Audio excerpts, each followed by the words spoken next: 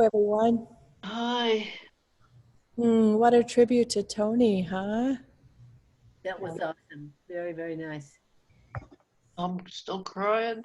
Oh, yeah. Sue, thank you for the flowers. Carrie and Peter, they're flowers right behind me on the chancel. They're the first flowers we've had since we shut the building down. Why didn't you light the candles, Marion? Reverend Marion. Can't you do everything? Try to remember tomorrow. Sorry, Sue.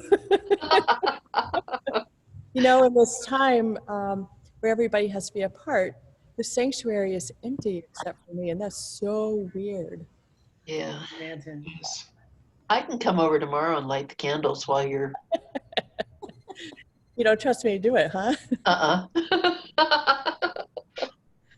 Carrie, who do we have? Carrie, Sarah, and which son is this? You want to say hi?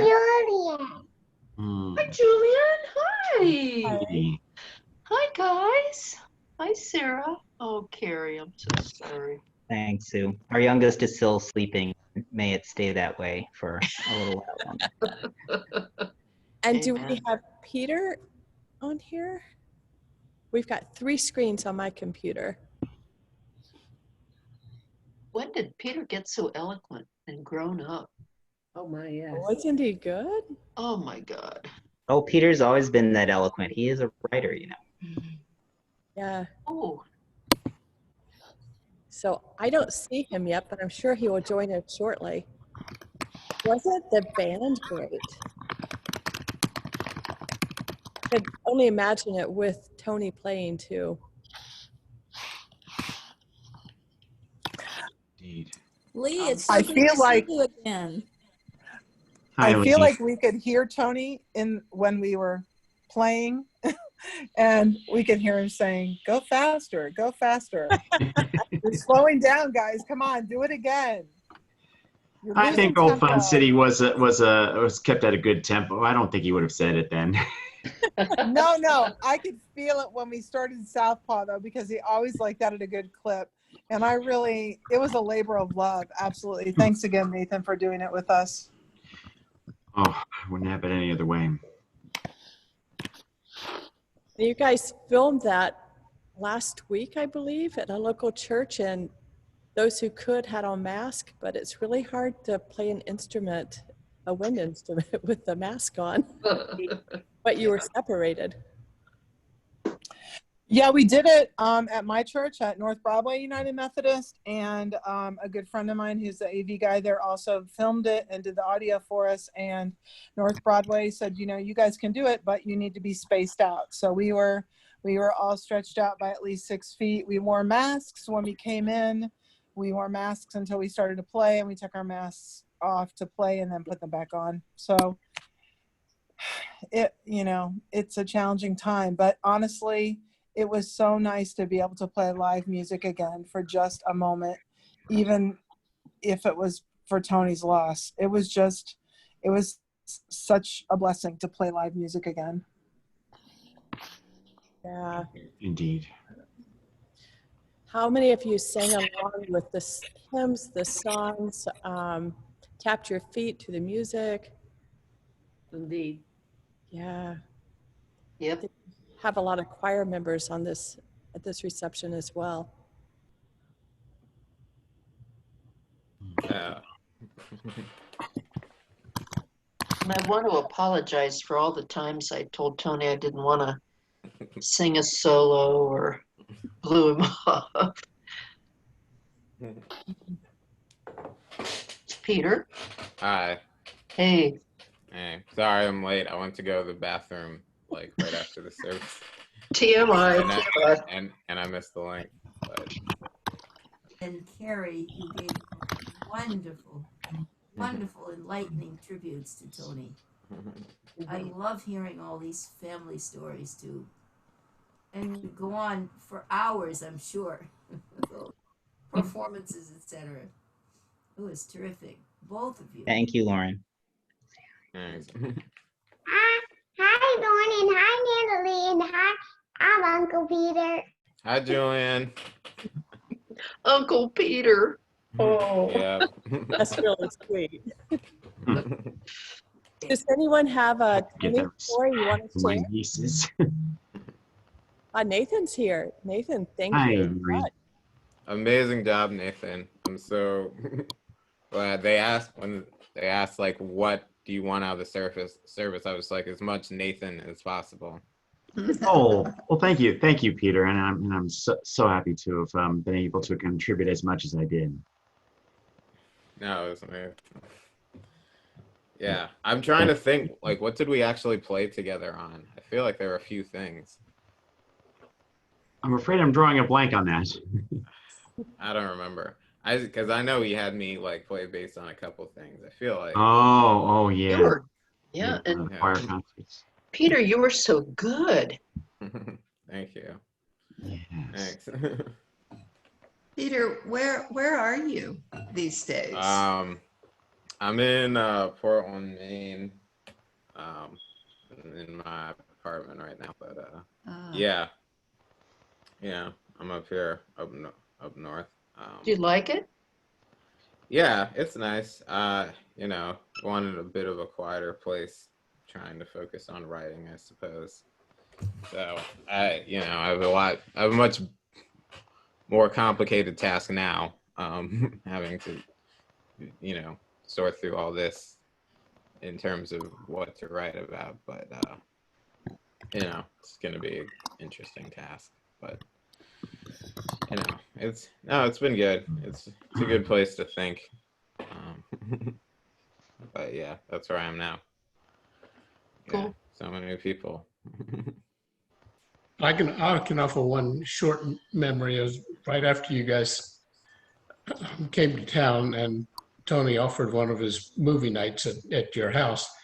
We showed up, and Peter was probably couldn't have been more than 5 years old. I don't know. He came to the door and let us in, and you were introduced as Peter the Greeter. So I always remember that. I don't know why, but that was a fun night. Yeah, I Thanks. asked it for anybody who shares a story to say your name because we're on multiple screens and sometimes voices are hard to recognize.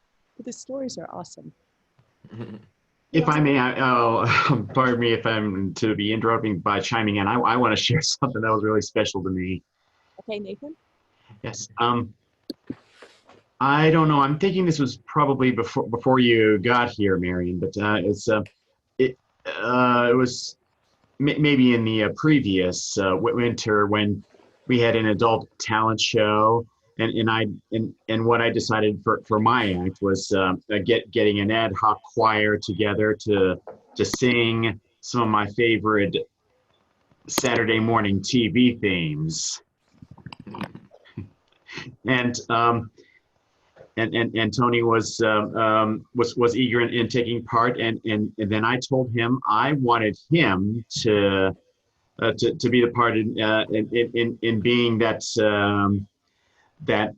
superhero Saturday morning narrator for specifically the show called the Super Friends, and boy, what a take on that he pulled off. I just loved it.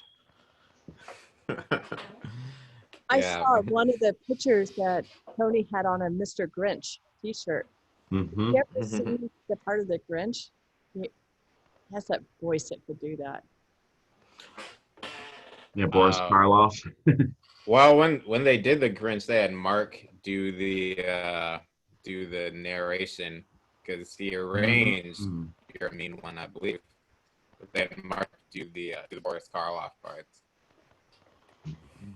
This is Lee. That's actually one of my favorite music memories from the church is when Tony was starting to arrange that, and he said, "I'm going to have Mark play the Grinch," and I said, "You what?"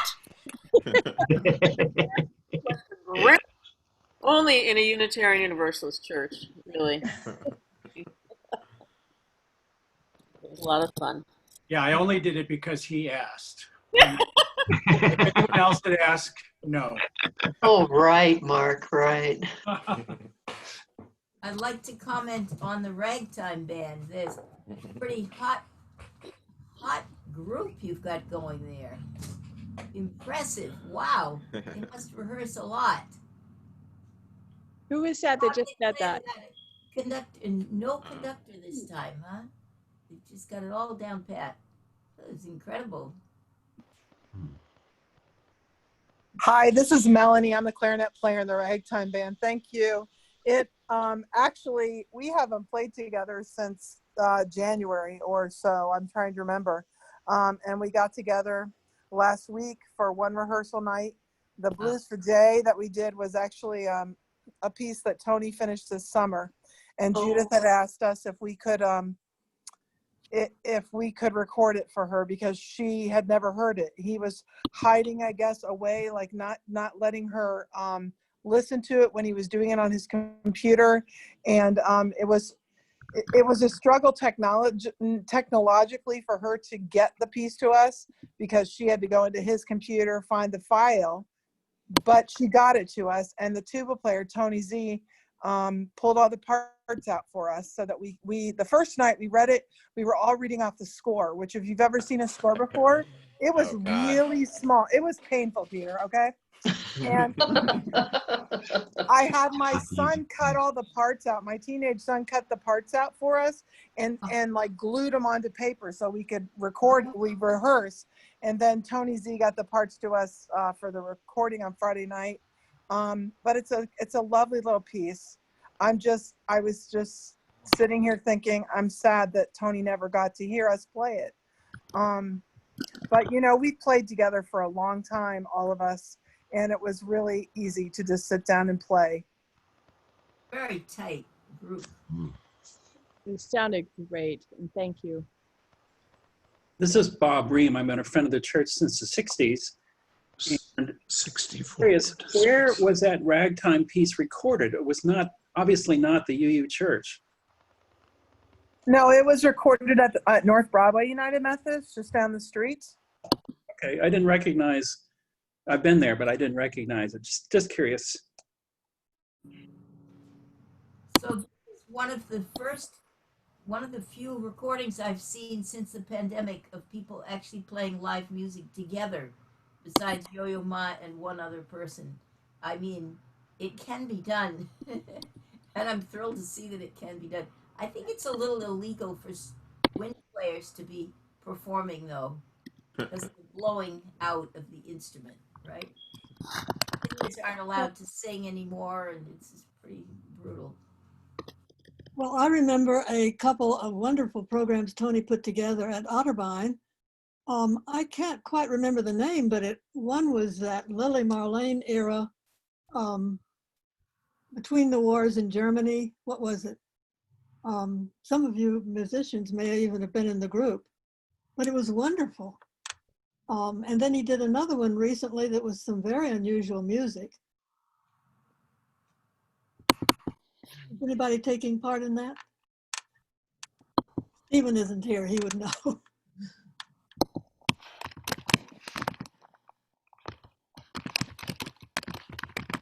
I have a slight memory. This is Will, but I remember when I was in the choir. Tony was one of the people that would actually help encourage me to actually sing and stay singing, because I was like, okay, do I really belong here? Do I really fit in, all that?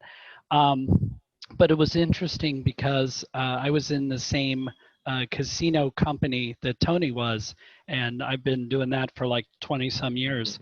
And Tony showed up at one of the events, and I saw him, and I was like, I didn't know that you did this. I didn't know that you played poker. I didn't know that you did these events.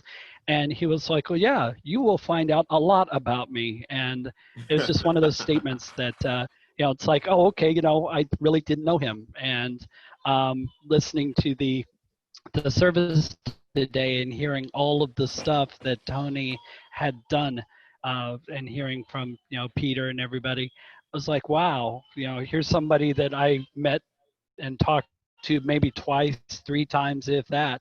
And you always learn more about somebody, and it impacts you a lot more.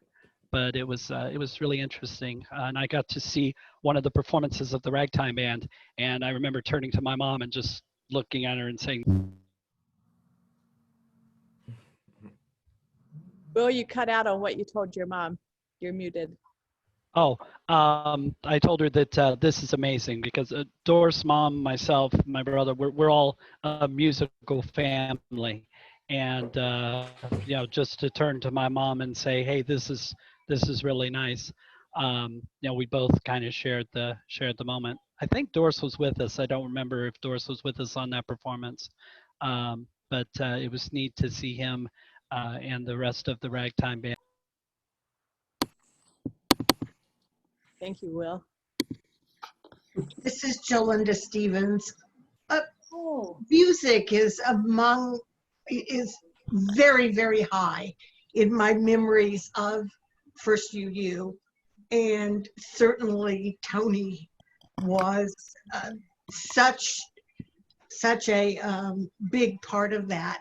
And I don't even remember what they were called, but the afternoon concerts were just blew my mind. Tony was such a musical scholar, and he put together, and Lee, I know, had a lot to do with it too, putting together concerts that featured a group of composers, women, African Americans, Latin Americans. I remember the last concert was actually a world premiere.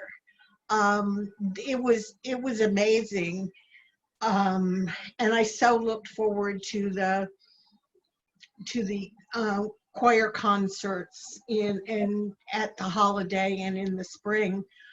In fact, my celebration of my leaving was the spring choir concert, and I bragged that actually it was celebrated with 4 choirs and an orchestra.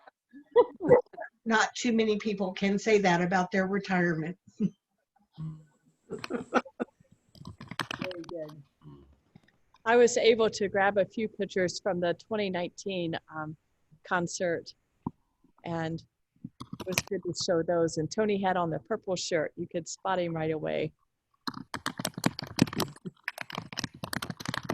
Hey, I'm Deborah Price, or most people know me as Debbie. I'm the director of the Cheer Music Connection, and Carrie and Peter and Lee have all been involved in the program, and Tony did so many things for us, very last minute too. There were numerous times that I would send him an email or give him a call and say, hey, Tony, I need an arrangement. I have this piece, and it's got instead of being a string quartet, I had a bassoon and maybe a clarinet, and could you rewrite the viola part for B flat clarinet, or just whatever. And he would do it instantaneously. And he hosted a few of our concerts at UCC, and one of them, one of the most memorable ones that I have was I think it was our last one that we did there, which was for MLK 50. And we did do a world premiere, which had Martin Luther King's speech in it, but which Tony was just so wonderful about hosting. We had, we did have a collection of, I think there was probably 40 of CMC students and alums all performing at it. And we got to do one of Tony's pieces that he had written for winds, and he transcribed for strings, and it was called September. I don't know if any of you were at this concert or not. So it was, we did Echoes Ring by my son, which had the speech, and then we did some pieces by some women composers, and Tony was just so willing and kind and let us rehearse there late. And then even after that concert and after September, he was so thrilled to hear his piece, performed in sort of serendipitous that it's September, all of this coming together right now. But he then let the quartet, Kyle and my daughter Stephanie, the Casa Quartet, come and spend several hours rehearsing and recording at UCC. And we were always thinking about the next project. And of course, with COVID, we weren't able to do one of them, which was going to be with the Cavani String Quartet at the church. But I just wanted to say, I'm going to miss him a ton. He's just really a wonderful person. wonderful musician, very inspiring. And sorry, I just want to send my love to the family so much and to all his friends. Just an incredible person. Thank you. Thanks, Debbie. Thanks. Yeah. I remember the high school, Central Ohio High School jazz students that Tony got to come and perform at church. That was not one of the afternoon concerts as I am remembering it. It was a evening concert. And Tony kind of emceed that for the different people in charge of that concert. It was a fabulous concert. I didn't even know there was such an organization that was promoting jazz in high schools and stuff like that. It was great. I appreciated that very much. Thanks, Dana. This is Zach. I have two vivid memories of Tony from my childhood. One of which was going over to Carrie and Peter's place and seeing his collection of cars, which I think have been mentioned a few times, and thinking that they were like toy cars or like they'd been purchased.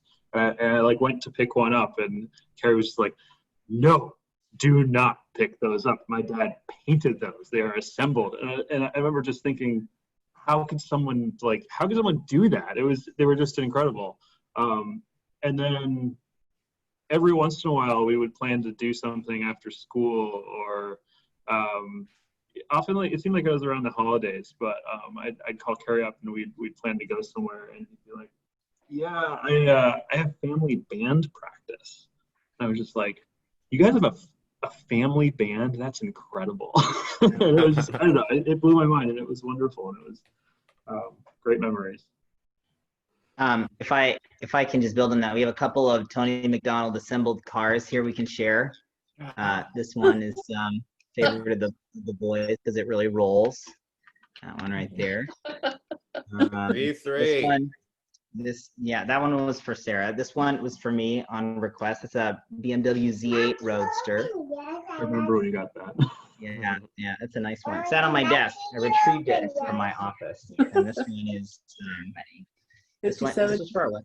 Yeah, this is a beautiful late 50s, 57 Chevrolet Bella. Yeah. I tried to do a 57 Chevy like his, and I failed miserably. It didn't look like this. Yeah. Decades of practice in Yep. Yeah, I failed so badly. It was just a mangled mess, but I wanted to so badly do one like he did. And he also gave them out. So there are many of those cars floating around in different places on different shelves and on top of them. Let's not forget the 1960 Chevy Biscayne that he bought, I think on a whim, Carrie, that you drove around in high school. Excuse me. That was my car. That was the car for me to drive. And Carrie, if I recall, well, we're not going to get into that, but I remember being horrified that you didn't have seat belts. Yeah. No, people, normally it's like, yeah, once you get your license, people want to hang out with you, but especially now, like everyone from the principal to, my classmates were like, "Whoa, is that your car?" And I was like, "Yeah, I mean," and he had to teach me how to drive stick so that I could drive it too. So, that was definitely a curveball, but I mean, he would come through in times like that. It's just like, wow, no, I got a really cool dad. The best thing about that car, Peter, was it had a 3-body trunk. Oh yes, yeah. You mean a trunk with 3 bodies in it? Or you could fit about 3 bodies in it. You could live in it. It was that big. Mark, what is your car? What were you holding up there? I'm just, I'm just writing it down. It's a Pontiac Club de Mer, and he gave it to me for my retirement. But he chose a Pontiac That because I is lived in a Pontiac, BMW Michigan. Roadster. So I lived in Pontiac, Michigan for many, many years when I was at the university, Oakland University. So he picked the perfect car, really. It was wonderful. Nice. And that's the first time I've ever touched it because he told me never to touch it.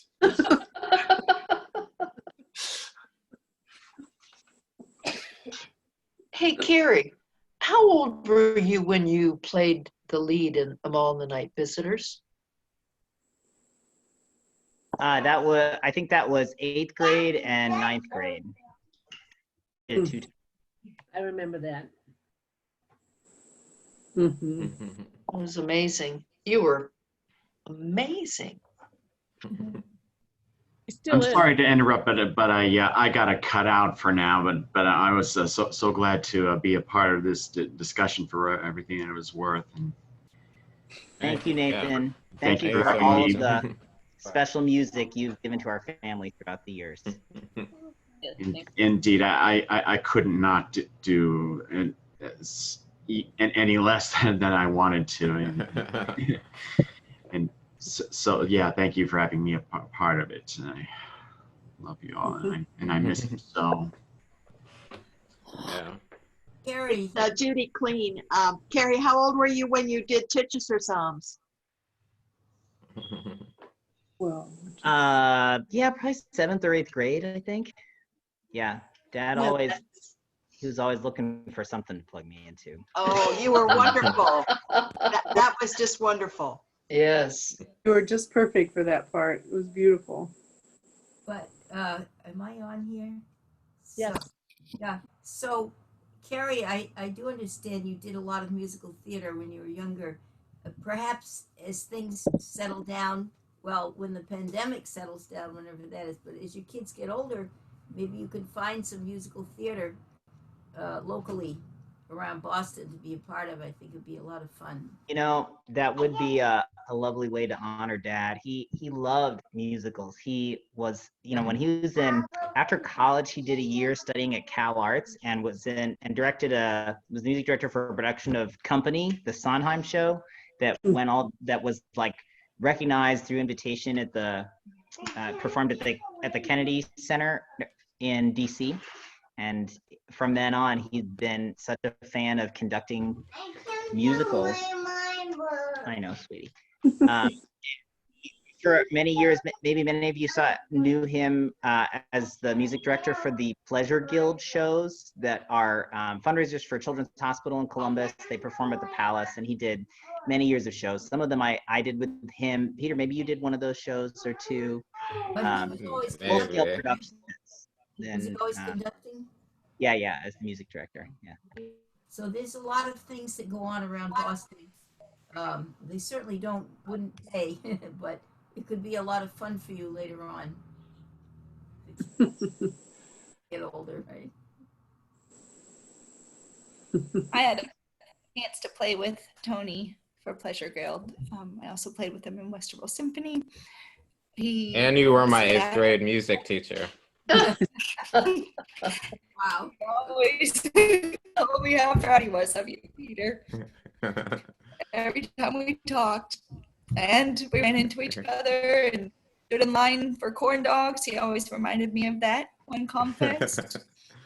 And my first time standing in front of Westerville Symphony as the personnel manager, Tony shouted back, "What?" and hello. He would always be the one to greet me and then remind me to speak loud enough to get to the back of the orchestra.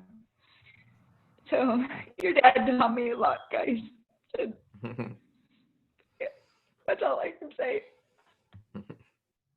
Nice. It's incredible that all of this was achieved by one person. This is unbelievable. You know. I wanted to just mention 2 other things. One is that in terms of our family band, I think probably Tony was the only person on the planet who could arrange music for flute, cello, electric bass, and trombone and make it sound good. So we did. Beautiful. We played at church a couple times. We played in nursing homes around Christmas time, and it was mostly, for in-house enjoyment. But we had a lot of arguments over how to practice because he was a hard taskmaster on you. I remember, Peter. Yeah. But I think his true personality really came out when as an MC. He was the perfect MC, and he loved it. And a lot of times, I would come up with an idea, and I'd say, "Hey, Tony, want to do this?" He's like, "Oh yeah." So we helped organize a fundraiser at Indian Springs School when Peter was there, and I played part of the bowling jazz suite. We got all these other faculty members in to do stuff, and then we wrote an arrangement of, we got Trouble in River City because Tony was such a Music Man fan. He had been, I think, in second grade. He had a little part in a play where he was a music man, not the music man, but a music man, and that turned him on to theater from then on. He always remembered that. But we wrote a song about, it was Pokemon, Trouble in River City because Pokemon is coming. Thing at the time, and Mixing musical. Did a beautiful job.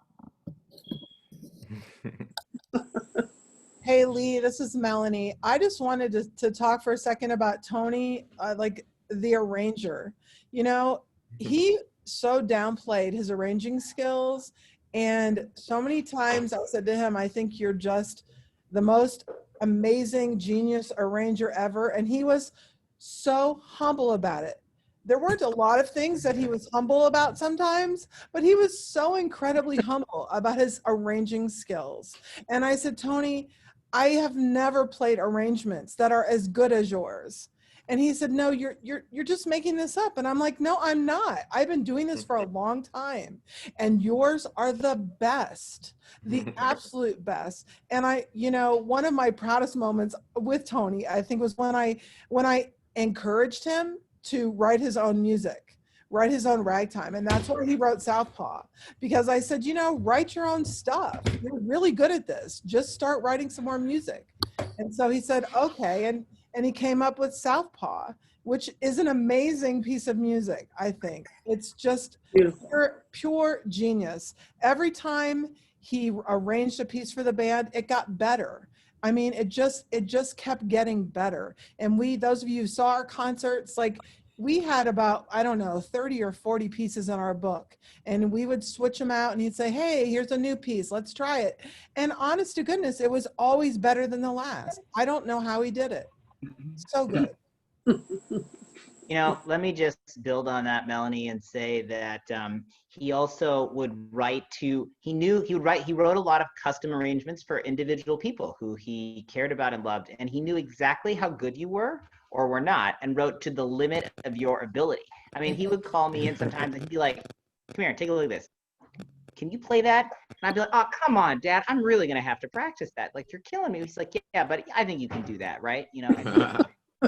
Right? They just pushed you, right? I'm sure Melanie knows exactly what I'm talking about. Yeah. Yeah, I think one of the secrets was he would always take advantage of the golden hour. Like, he'd wake up, and before I was up, as a kid, he'd be hard at work, and he would talk about how, Haydn would wake up and just write music for 3 hours every day.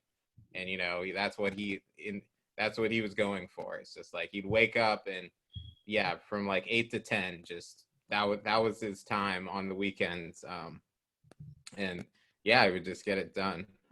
And yeah, I think, 'cause I remember he wanted, like, when he first wanted to do the quartet, I think I was probably in 5th grade or something, and I had just started playing the bass and I was not ready. So it took a couple years, and for me to like switch to an instrument I was more comfortable in before it was like ready to actually put the band together. But I remember trying to play it on upright, quartet number 1. Sorry. An original composition. I think the secret to his humility, Melanie, is that he didn't make any money off of this stuff. You know, he was doing it purely out of love, and started so late in life that he just really loved to do it, and he would stay at it ever, no matter how much grief finale program gave him. Um, do it because he loved it so much. It was like his real creative outlet. Sounds like he was singing in the choir and playing in the orchestra. He could have been directing these things, and he's just standing in the crowd of people. That's impressive. He's certainly not getting a penny for that. It's really impressive.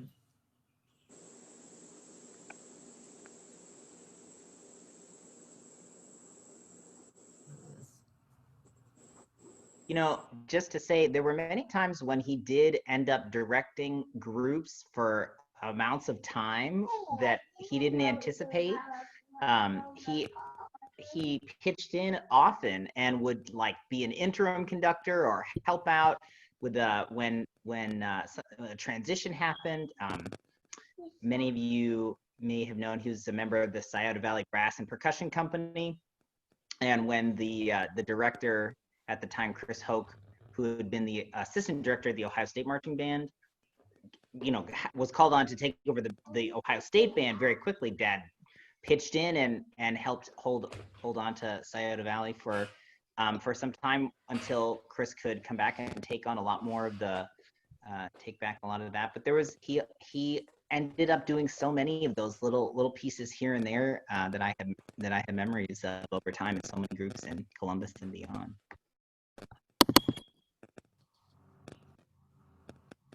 It may have been a blessing in disguise that he wasn't in a college for his latter years, because he was able to do so much more work with the community he lived in. Because if you're in college, you're pretty much tied down to that. You know. When was his last college position? Center. Right. In So, well, and since then, he did all this other stuff. That was many years ago, right? Center College. Yeah. Interesting.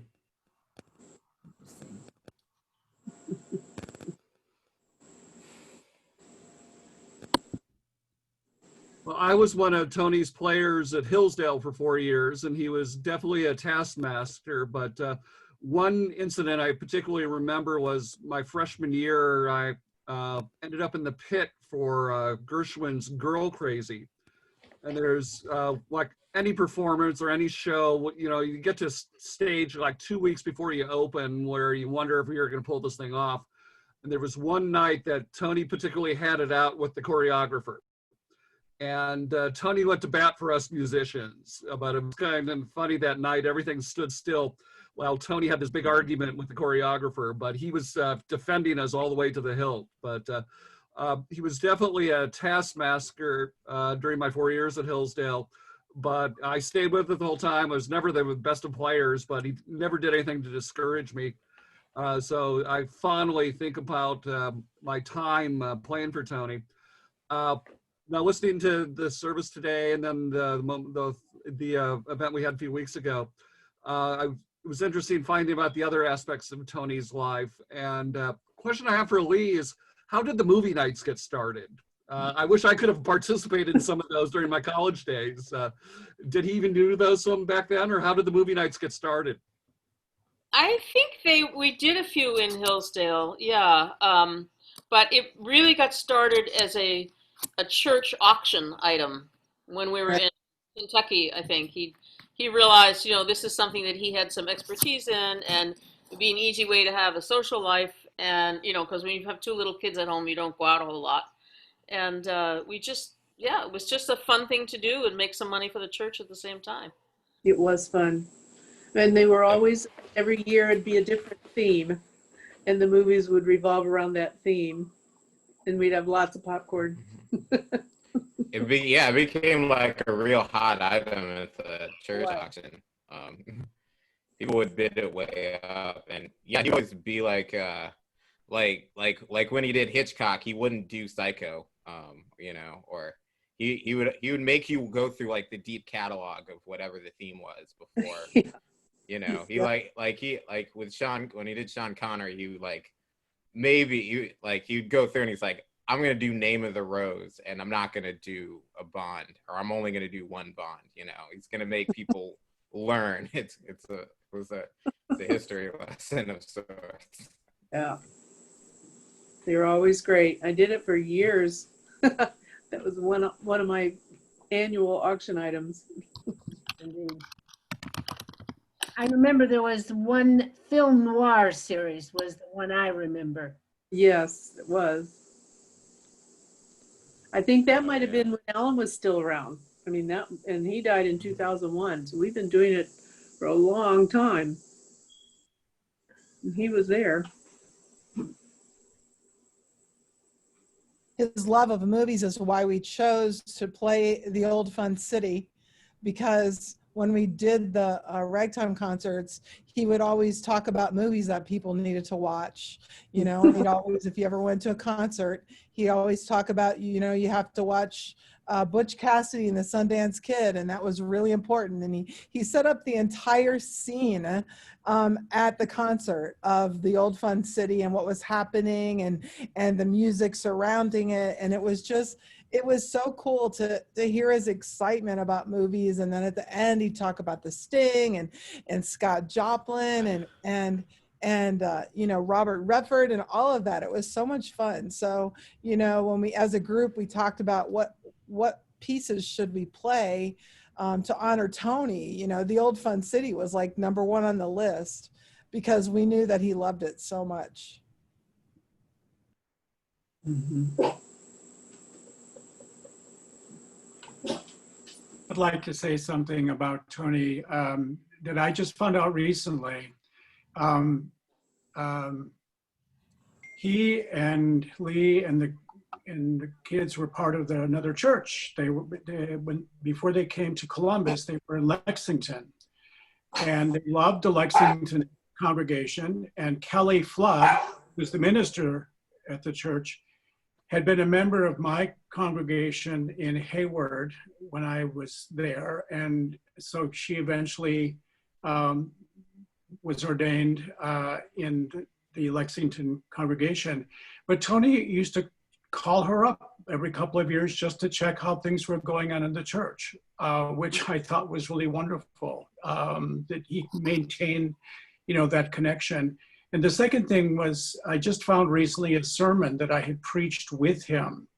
I asked him to do it. It's not something I did often, to share the pulpit. But we spent a whole week talking together about race and the concept of courage and stuff like that. And I got to know him in a very different way, perhaps like some of the breakfast talks, you know, that Peter and Carrie talked about, you know, that we talked about racial issues, books that we had read and stuff like that. And it was another side of Tony besides his music side, and he was wonderful in the pulpit. Actually, he had some people will say that public speaking, you know, they'd rather die than get into a pulpit or a lectern and talk, but Tony was really wonderful at it, and it eased and flowed. And I just found the sermon the other day. I was going through some stuff, and I had forgotten that we had done that until I saw it. So.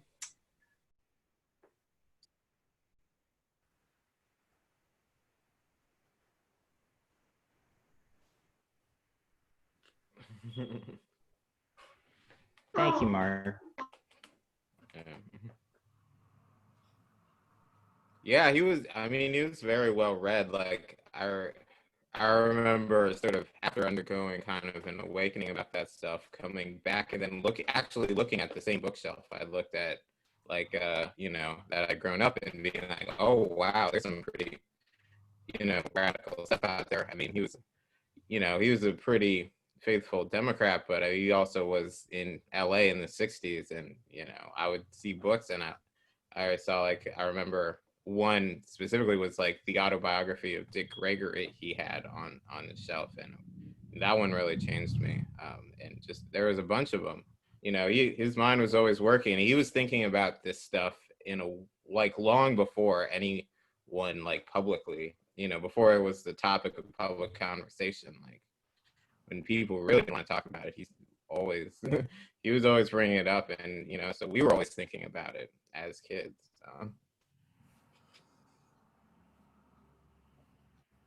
But I don't think he ever used his race to his success. He just was himself, and he was mixed in with so much white society. He was just a part of everybody.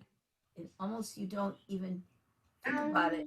You don't think of Lauren, I'm just going to ask that we move on from that comment, and we can talk more about that later if you like. Gary, I remember meeting your dad because you introduced me to your dad at the UUA. And, you know, I'm so grateful for his ministry, his music ministry at the First UU Congregation of Columbus, and to our faith, and to musicians, UU musicians all across all of our congregations. And I send my deep care to you and to Peter and to Sarah, your beautiful kids. And I know that he will always be in their hearts and with them always. Just love, and care to you. Thanks, Susan. Thanks, Brian. Thanks for being here.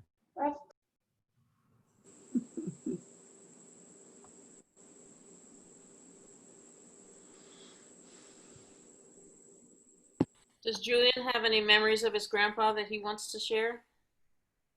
He's in another room on an iPad at the moment, but I will say that we've been sharing memories every night of Big Poppy, as he chose to be called. And so he has a lot of memories about seeing him and playing with him and going to playgrounds. And Dad had come and visited us last fall, so I think that was the last time that we got to see him. We were going to hopefully see him this summer, very briefly, and when we found out he was sick, so we didn't get to see him then. But I'm grateful that I think Julian is old enough. He's 5.5 now, that he'll have some, you know, permanent memories of time with his grandfather.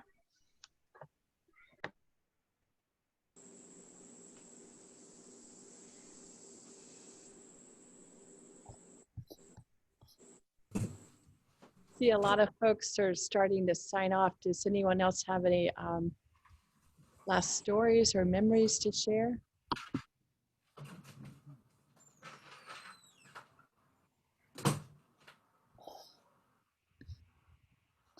I mean, there's always more memories that'll come up. I remembered, and it was too late for, I think, to be able to track down the picture, but I remember going through a photo album, and there was a picture when he was driving cross country in the 70s, and he'd gone through DC, and it was when Nixon was still in office, so he's in front of the White House flipping 2 birds to Nixon. And so I'll have to track it down at some point, but with the fro and everything. I mean, I would have included that in the slideshow if we had tracked it down, Peter, for sure. Yeah. You know, it's fascinating, I guess, seeing, you know, him as before I knew him, obviously before I was born, but, you know, as a young man, you know, in the 80s or whatever, and you could tell in all those pictures, I mean, he had a sense that, you know, he kind of knew where he was going, and, you know, you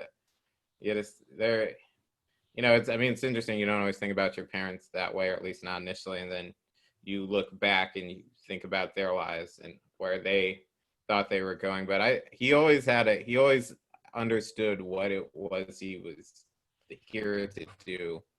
And I mean, that's rare. A lot of people don't get that. And I always tried to learn from that, you know, when I could, that finding ways to, you know, share your gift and be able to contribute and do what you can where you are, you know, because life may not always work out the way you intend. Well, Peter and Carrie and Leah and everybody, I just want to say how lucky we in Columbus are that you, of all the places you've been and places you've lived, that you've chosen Columbus and us, and we're so grateful for your friendship. Thank you. Thank you, Nancy. And y'all are welcome here anytime, anytime. This is Ray and Lori. If I could compliment Lee and Tony for being great parents. I knew them, we knew them as part of multiracial in a families group at First UU. And Tony and Lee encouraged the kids, the boys, to speak up. And they were eloquent, even as little boys. And my policy was with my kids was always to edit their public comments, which, Tony and Lee didn't do it. They treated their kids as equals. And that was amazing to me. That was Unitarian Universalism in practice. And it is to me wonderful to see, Carrie and Peter all grown up, and Peter's eloquent tribute to his father. And again, these kids have grown up like that, old song, what a wonderful world. These children will grow up and they will know things that we never knew. And now, my daughter's, Seisha is a, OB gynecologist delivering babies. And another one is going into primary care medicine. And Carrie and Peter, it's so wonderful to see you guys. And thank you so much, Miss, Lee and Tony, for raising such, wonderful kids and being model parents for all of us. Thank you. You're welcome, Ray. Thank you. Thanks, Ray and Lori. It's good to see you both. It's been a long time.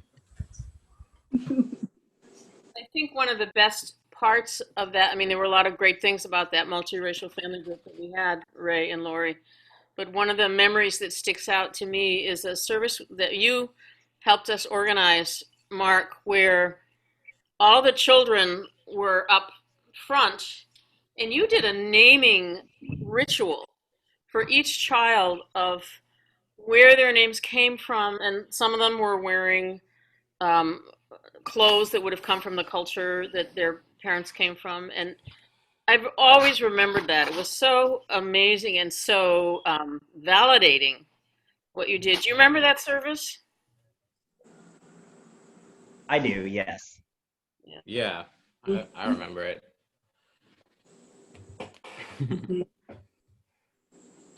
Yeah, and I want to say to Ray's point about, teaching us to speak up. It's interesting in the sense that Dad would always ask what I thought about stuff, and as I sort of grew more politically, we'd have disagreements. He would always say he would call me a purist, which I found funny when that word started showing up in the discourse. But because I was full of ideas, and I always had a question authority button on my hat when I was in 4th grade, and it was always a thing because I wanted to wear my hat inside and they wouldn't let me.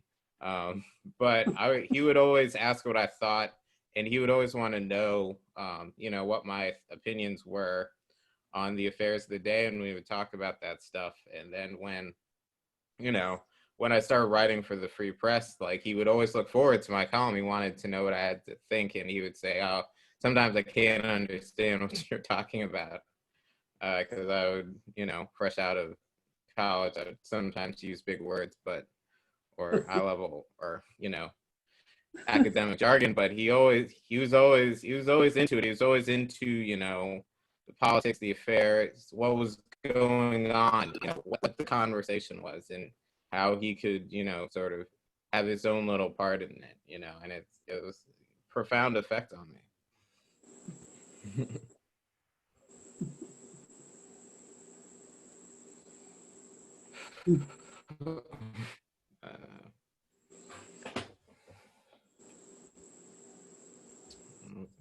So here. These stories have been wonderful, and Peter and Carrie and Sarah, our hearts are with you. It's great to be together and to do this in honor and memory of Tony, but it's, like we said earlier, it's just way too soon. Way too soon. And I'm sure if any of us can do anything for you, just let us know. Thank you so much, Reverend Marion, for organizing and leading this service. It was beautiful. You're welcome. Thank you. It was, I didn't know Tony for long, but I remember him walking up and down the hallway, always with a smile on his face. And that was just such a joy, such a joy.